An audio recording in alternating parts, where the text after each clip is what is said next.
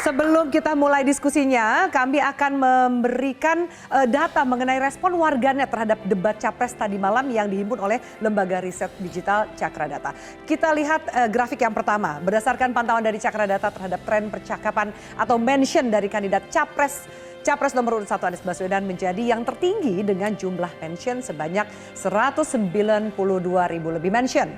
Disusul kemudian oleh Prabowo Subianto dan Ganjar Pranowo masing-masing 182.459 dan 104.987. Ya, inilah grafiknya soal tren percakapan kandidat Capres di debat tadi malam. Baik. Nah, ini kurang lebih apakah ini menggambarkan siapa yang bisa dikatakan menguasai debat tadi malam. Ada juga hal yang seru, viral, nanti kita akan bahas. Saya akan langsung minta tanggapan dari Mas Teguh dulu. Mas Teguh. Mas Teguh dulu ya. Dari 01 nih ya. Mas Teguh, apa yang sebenarnya dikejar oleh Pak Anies sih ketika ini soal tadi sempat kami putarkan ya, soal kerahasiaan. Kan sempat direspon juga oleh Pak Prabowo. Apa sih yang sebenarnya data yang ingin diketahui oleh Mas Anies?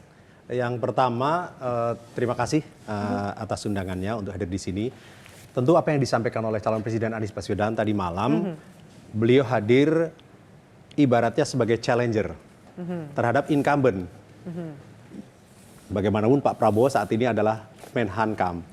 Dan tentu saja momen tadi malam sebenarnya kita semua memprediksi bahwa akan menjadi panggungnya Pak Prabowo. Karena itu adalah makanan beliau sehari-hari bicara soal pertahanan keamanan. Prabowo banget lah gitu ya.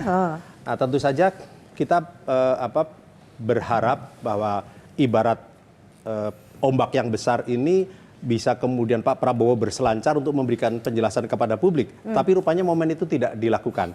Apa yang Mas Anies ingin ketahui adalah bagaimana sebenarnya arah maupun kemudian visi ke depan dari calon presiden Prabowo Subianto sebagai kandidat calon presiden.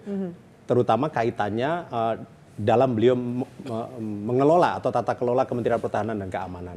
Nah, rupanya hal tersebut tidak terjawab sehingga kemudian kita cukup kalau kita perhatikan debat tadi malam cukup tersita dengan persoalan-persoalan yang akhirnya kemudian keluar dari konteks substansi. Nah, ini yang kita lihat sebenarnya persoalan akuntabilitas, transparansi ini sudah menjadi hal yang sekarang lazim. Kalau kita lihat misalkan dalam defense white paper atau white paper on national defense gitu, kita melihat bagaimana negara-negara maju maupun banyak negara yang lain mereka mengemukakan apa rencana jangka panjang mereka terhadap pertahanan keamanan mereka.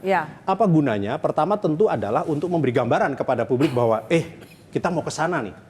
Maka kemudian dalam konteks dalam negeri, industri dalam negeri kita bisa mengikuti arah tersebut mau kemana. Strategi itu. Bagi negara yang lain akan melihat juga, wah ini ada efek deterrence juga buat negara lain.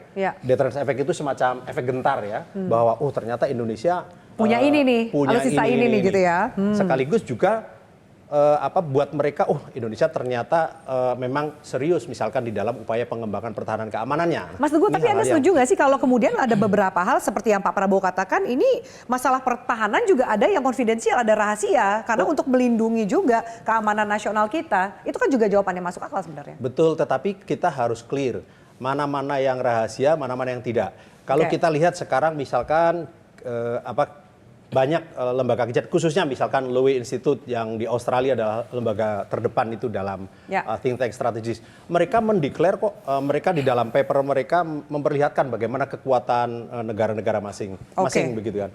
Dan salah satu memang yang kemudian menjadi catatan, Indonesia termasuk yang tidak mudah untuk mengeksplor di Indonesia ini ada apa saja begitu, arahnya mau kemana ya, karena memang nggak terbuka, itulah nggak persoalan transparan. yang kemudian diangkat oleh Mas Anies itu. Mas, jelajahi cara baru mendapatkan informasi. Download Metro TV Extend sekarang.